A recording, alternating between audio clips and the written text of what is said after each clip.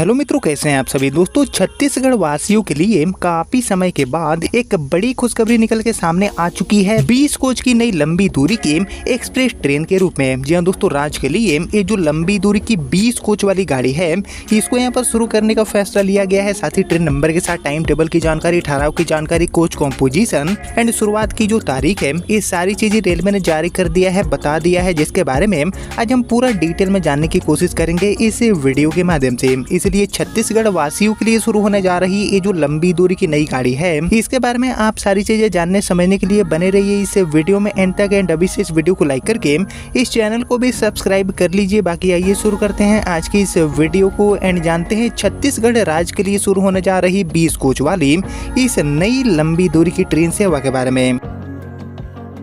तो दोस्तों, जैसे कि आपको पता होगा कि अभी के समय में रेलवे लगातार कई सारे जो इम्पोर्टेंट रूट्स हैं इन पर नई ट्रेनों की शुरुआत कर रही है और इसी कड़ी में छत्तीसगढ़ से भी कई सारे ऐसे इम्पोर्टेंट लंबी दूरी वाले रूट्स हैं जिन पर यात्री चाहते हैं कि जो नई ट्रेनें हैं इनकी शुरुआत करी जाए। तो कहीं न कहीं इसी चीज को ध्यान में रखते हुए, इसी मांग को पूरा करते हुए ये जो 20 कोच की नई ट्रेन है इसको यहाँ पर छत्तीसगढ़ राज्य से शुरू करने का जो आदेश है, शुरू करने का जो फैसला है, वो तारीख के साथ रेलवे ने जारी कर दिया है, जिसके बारे में अब हम जानेंगे और डिटेल में। लेकिन ये जाने समझे रिपोर्ट्स वगैरह देखे, तारीख जाने उससे पहले आप सभी मुझे कमेंट करके बताइए कि छत्तीसगढ़ राज्य के लिए किनके लंबी यात्राओं वाले रूटों पर जो नई नियमित ट्रेन सेवाएं हैं 20 कोच वाली या फिर 22-24 कोच वाली, इनकी शुरुआत होना चाहिए अभी के समय में। इसके ऊपर आप सभी का जो थॉट है, आप सभी का जो ओपिनियन है, उसका मैं वेट करूंगा कमेंट सेक्शन में। लेकिन फिलहाल बात करूं छत्तीसगढ़ के लिए शुरू होने जा रही 20 कोच की इस नई गाड़ी के बारे में, तो यहाँ पर हम सबसे पहले बात करें कि इसके लिए पूरा जो रूट है वो हमें क्या देखने को मिलेगा। तो एक्चुअली इसको लेकर मिली आधिकारिक जानकारी के अकॉर्डिंग छत्तीसगढ़ में बिलासपुर से इस गाड़ी की शुरुआत होने जा रही है। बिलासपुर से एक्चुअली कर्नाटका के बेंगलुरु के लिए ये गाड़ी अपनी सेवा देने वाली है। बिलासपुर बेंगलुरु एंड बेंगलुरु से बिलासपुर के बीच में इस गाड़ी का आना जाना होगा, जिसके लिए train number and time table की बात करें, तारीख की बात करें, तो एक्चुअली बिलासपुर से येलहंका यानी कि बेंगलुरु के लिए ये जो गाड़ी है वो अपनी सेवा देने वाली है गाड़ी नंबर 08261 एंड 08262 नंबर के साथ। बाकी इन्हीं दोनों गाड़ी नंबर के साथ ये जो ट्रेन है वो 10 स्लीपर, 4 जनरल और 4 थर्ड एसी के साथ टोटल 20 जो कोचेस हैं इनके साथ अपनी सेवा देने वाली है। बाकी यहाँ पर टाइम टेबल की बात करें तो एक्चुअली बिलासपुर से ये गाड़ी ट्रेन नंबर 08261 बनकर येलहंका यानी कि बेंगलुरु की तरफ जाने के लिए अपनी सेवा देने वाली है। 1 जुलाई 2026 तक ये जो गाड़ी है वो सप्ताह में हर बुधवार को बिलासपुर से दोपहर में 2 बजे चलेगी, जो कि भाटापारा में 2:40 पर, रायपुर में 3:35 पर, दुर्ग में शाम में 4:25 पर, राजनांदगांव में 4:49 पर, डोंगरगढ़ पर 5:12 पर, इसके अलावा दोस्तों गोंदिया में शाम में 6:15 बजे, वडसा में शाम में 7:32 पर, चांदा फोर्ट में रात में 9:18 पर, बल्हार शाम में रात में 10:05 पर, सिरपुर कागज नगर में रात में 10:59 पर, इसके अलावा मर्चियाल में रात में 11:54 पर, काजीपेट में दूसरे दिन रात में 1:38 पर, वहीं चरलापल्ली में सुबह के 3:08 पर ये गाड़ी पहुंचेगी। इसके बाद आगे बढ़ते हुए सिकंदराबाद में ये गाड़ी 5:55 पर, लिंगमपल्ली में 6:18 पर, विकाराबाद में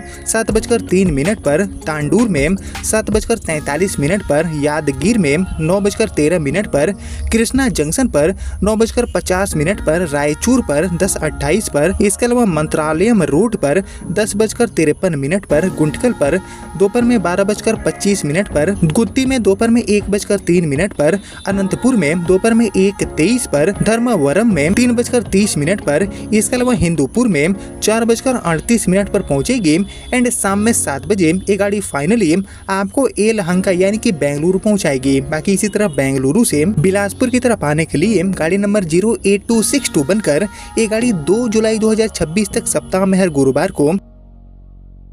एक्चुअली बेंगलुरु में येलहंका स्टेशन से रात में 9:30 बजे खुलेगी, जो कि हिंदूपुर में रात में 10:38 पर, दूसरे दिन धर्मवरम में रात में 12:55 पर, इसके अलावा अनंतपुर में रात में 1:28 पर, गुत्ती में 2:18 पर, गुंटकल में 3:35 पर, इसके अलावा आगे बढ़ते हुए मंत्रालयम रोड पर 4:58 पर, इसके अलावा रायचूर में 5:40 पर, कृष्णा जंक्शन पर 6:10 पर, यादगीर पर 6:48 पर, भांडूर पर 8:39 पर, विकाराबाद पर 9:18 पर, लिंगमपल्ली पर 10:03 पर गाड़ी पहुंचेगी। इसके बाद आगे बढ़ते हुए सिकंदराबाद में 10:55 पर, चरलापल्ली में 11:33 पर, काजीपेट में 1:23 दोपहर में, इसके अलावा मर्चियाल पर दोपहर में 2:48 पर, सिरपुर कागज नगर पर 3:33 पर, इसके अलावा बल्लारसा में ये गाड़ी शाम में 5:35 पर पहुंचेगी। इसके बाद आगे बढ़ते हुए चांदा फोर्ट पर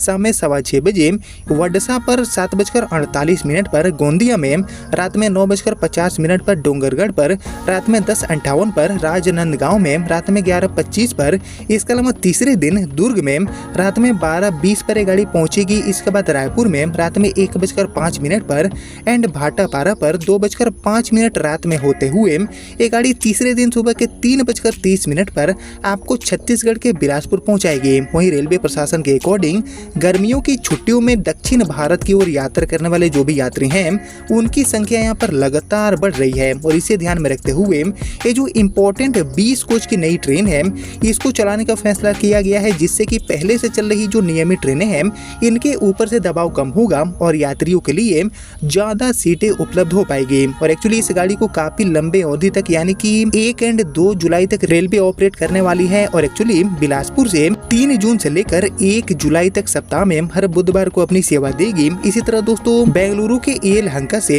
ये गाड़ी 4 जून 2026 से लेकर 2 जुलाई तक सप्ताह में हर गुरुवार को अपनी सेवा देने वाली है। और अगर आगे डिमांड बढ़ती है तो इस गाड़ी के जो फेरे हैं वो आगे भी रेलवे कंटिन्यू कर सकती है और ये जो 20 कोच की गाड़ी है